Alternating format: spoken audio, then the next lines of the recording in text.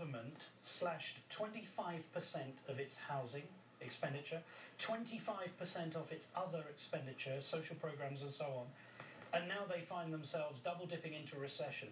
And yet we read in Paul Ryan's budget that it would cut 120 billion over the next 2 years from discretionary programs and 284 billion from mandatory programs. Why do we believe that a Ryan budget will do anything but what has happened in Britain?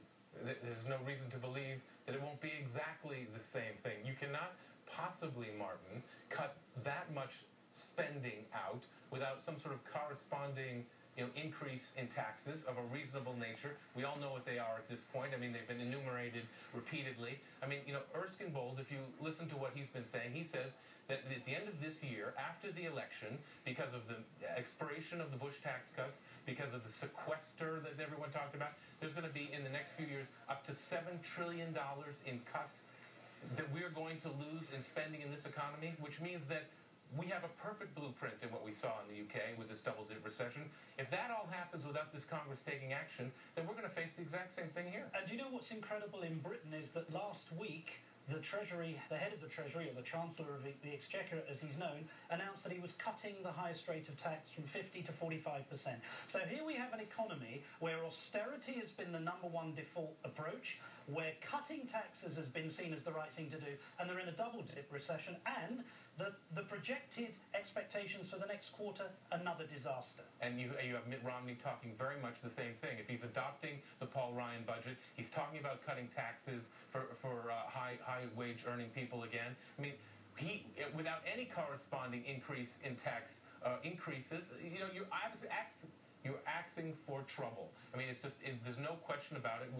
You can see it coming. It's not even slow motion anymore. It's totally irresponsible to see this kind of fiscal crisis coming at the end of this year. This was Mitt Romney during his victory speech last night. He offered his view on how to fix the economy. Take a listen. Those who promise to spread the wealth around only ever succeed in spreading poverty around. Other nations have chosen that path.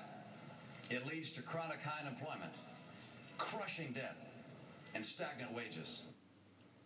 That's absolutely the inverse of what we've just seen and what we've just discussed. What is he talking about? I mean, he's talking about some kind of vision for America that is not practical and not realistic anymore. We've got, we are being financed, frankly, by the Chinese, who are, absorbing our budget deficits. And, Erskine Bowles gave this example last night. We have a requirement with the Taiwanese that we protect them if the Chinese were to invade. If we were to actually have to do that, we would have to borrow from the Chinese to pay for what it would cost to the military action in Taiwan. I mean, there but for the grace of God go we with regard to, if the Chinese change their mind about financing our budget deficits, we're out of luck. The Fed today released a somewhat optimistic statement on the economy. It forecast unemployment dropping to below 8% by the end of the year, down from an early projection, I think, which was around 8.2%.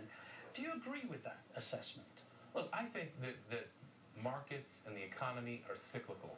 We've been through a very, very rough patch for the last 4 years, and I don't want to minimize that in any way. And you haven't. And I haven't, but you have to admit that things are beginning to pick up. Unemployment numbers are beginning to go down. The economy is picking up steam. The markets are stronger. The stock market is better.